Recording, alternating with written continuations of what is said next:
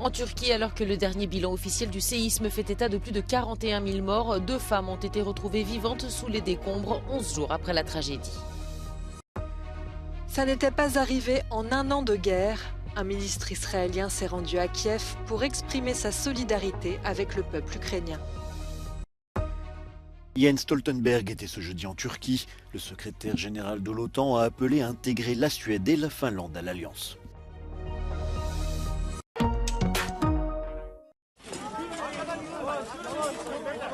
À Kahramanmaraş, 11 jours après le séisme, une adolescente de 17 ans et une jeune femme ont été extraites vivantes des décombres par les secouristes. Un miracle pour les habitants de cette ville du sud de la Turquie, gravement impactée par le tremblement de terre. De quoi redonner un peu d'espoir à la population et aux volontaires qui s'activent toujours pour essayer de retrouver des survivants dans les ruines.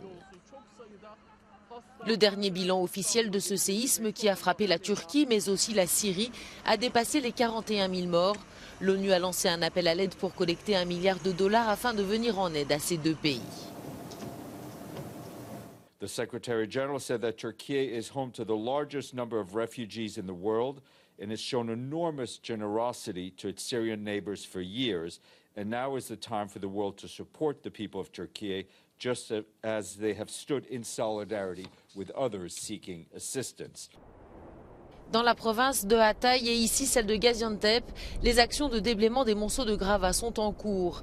Des plans de reconstruction sont déjà sur la table, mais avec en toile de fond cette question. Pourquoi les bâtiments se sont-ils écroulés comme des châteaux de cartes? Pour l'heure, des promoteurs immobiliers sont pointés du doigt en Turquie. Le gouvernement les désigne comme les principaux responsables de la tragédie. Plus d'une douzaine d'entre eux ont été arrêtés et plus d'une centaine d'enquêtes ont été ouvertes.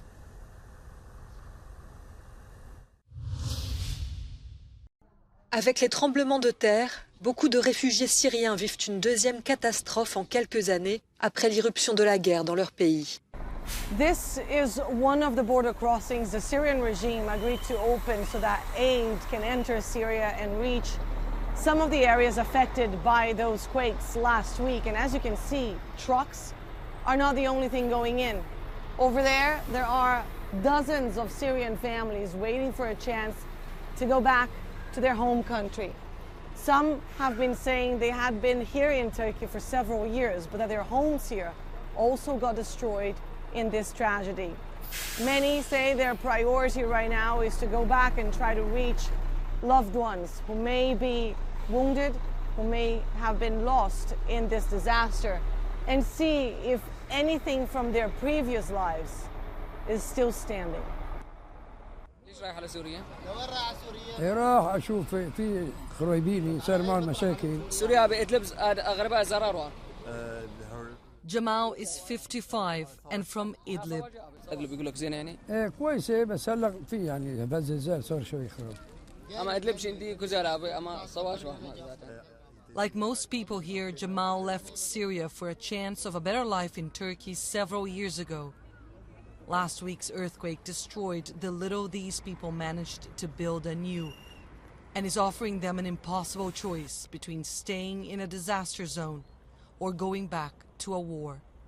Annelies Borges on the Turkish-Syrian border for Euronews.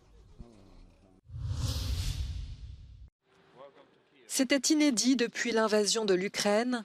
Pour la première fois en un an, un ministre israélien s'est rendu à Kiev. Le chef de la diplomatie, Eli Cohen, a rencontré son homologue Dimitro Kuleba. Israël a longtemps préservé sa neutralité en refusant d'appliquer des sanctions contre Moscou ou de livrer des armes à l'Ukraine. Israel, as stated in the past, stand firmly in solidarity with the people of Ukraine and remain committed to the sovereignty and territorial integrity of Ukraine. La Norvège a de son côté annoncé au président Volodymyr Zelensky une aide de près de 7 milliards d'euros pour son pays. Oslo a tiré d'énormes bénéfices économiques de la guerre en vendant son gaz à l'Europe en pleine crise énergétique. Sur la scène diplomatique, le président bélarusse Alexandre Loukachenko se rend à Moscou ce vendredi pour rencontrer son homologue Vladimir Poutine. Il a déclaré que son pays pourrait se joindre à l'offensive en Ukraine seulement s'il est attaqué en premier par l'armée de Kiev. C'est sur son sol que stationne une partie des forces russes. Coup de projecteur sur Pékin lors de la conférence de Munich sur la sécurité. La Chine sera au menu de nombreuses rencontres cette année. Crise avec les États-Unis au sujet des ballons espions, difficultés internes liées à l'explosion de la bulle immobilière, mauvaise gestion du Covid par le gouvernement et ralentissement de la croissance économique. Sans oublier le rôle que le pays entend jouer dans le conflit russo-ukrainien. Alors peut-on s'attendre à des surprises de la part de la délégation chinoise? Quello che si pensa è che I cinesi vogliano fare un gioco di escalate to de-escalate, cioè creare una situazione di crisi per poi offrire una compensazione o comunque una riappacificazione, perché I cinesi non si sono ancora esposti a riguardo di questa situazione, in parte perché la Cina ha comunque delle politiche molto attendentistiche e quindi per loro diciamo uscire allo scoperto, diventare protagonisti e tentare di mediare questa situazione potrebbe portare grandi guadagni di visibilità come un grande fallimento, il che ridimensionerebbe molto la stessa, diciamo, condizione con cui I cinesi vedono se stessi. Quindi non credo che sia qualcosa che siano inclini a fare, credo che stiano più a guardare e forse una Russia debole potrebbe anche essere conveniente a loro nel lungo termine perché possono acquisire praticamente idrocarburi e gas a basso costo, visto che la Russia dovrà per forza sfociare su altri mercati. En Moldavie, le Parlement siffle la fin de la déstabilisation russe et approuve la nomination d'un nouveau Premier ministre. Dorin Recean, conseiller présidentiel et ancien ministre de l'Intérieur, désigné par la présidente Maia Sandu pour remplacer l'ancienne première ministre Natalia Gavrilita, a obtenu la confiance des députés. Il s'est engagé à relancer l'économie, à poursuivre la voie d'un rapprochement avec l'Union européenne, mais aussi à lutter contre l'influence russe, accusée de vouloir déstabiliser le pays.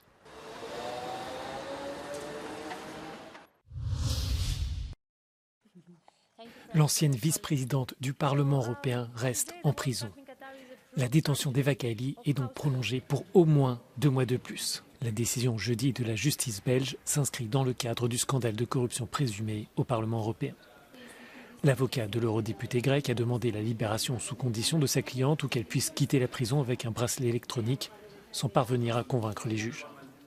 Si quelqu'un devient simplement un symbole et que la détention est actée sur le symbolique de maintenir quelqu'un parce qu'elle est connue, parce qu'elle est vice-présidente du Parlement européen, je ne pense que ça n'a aucun sens. L'avocat grec d'Eva Kaili dénonce le contenu des auditions de l'ancien eurodéputé Pier Antonio Panzeri, présenté comme le cerveau présumé de cette affaire. L'ex-parlementaire a passé un accord avec la justice belge. L'Italien promet de tout révéler en échange d'une réduction de peine. Το μόνο που είπε είναι ότι είχε ακούσει ότι το 2019 την βοήθησε το Κατάρ στην προεκλογική της εκστρατεία. Αυτό είναι ψευδές, το είχε ακούσει, δεν έχει κανένα στοιχείο να το τεκμηριώσει. Αυτή τη στιγμή ο κύριος Παντσέρη είναι παντελώς αναξιόπιστος, προκειμένου να σώσει τον εαυτό του και την οικογένειά του από την φυλακή, είναι διατεθειμένος να κατηγορήσει τους πάντες.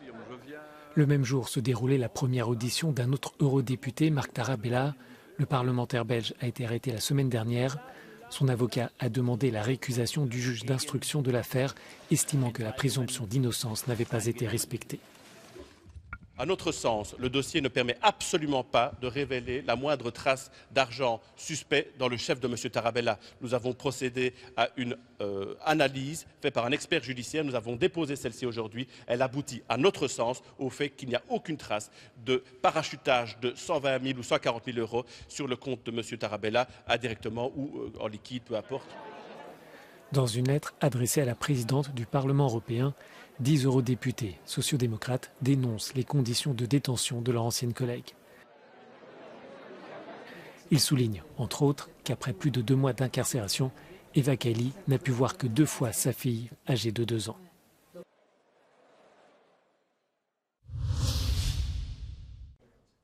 Loin de la dévastation du sud de la Turquie, à Ankara, le président Erdogan recevait ce jeudi le secrétaire général de l'Alliance Atlantique.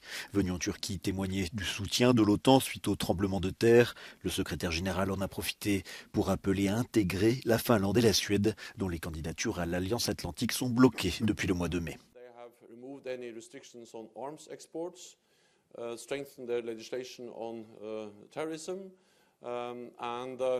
Sweden is also amending their constitution and stepped up the cooperation with Turkey, also established a permanent mechanism to continue to work closer with Turkey in the fight against terrorism. Recep Tayyip Erdogan a déclaré le mois dernier que la Suède ne devrait pas compter sur le soutien de la Turquie après une série de manifestations islamophobes à Stockholm et alors que le pays scandinave est considéré par Ankara comme un refuge pour les soutiens du PKK. En Espagne, 2 projets de loi polémiques ont été adoptés ce jeudi.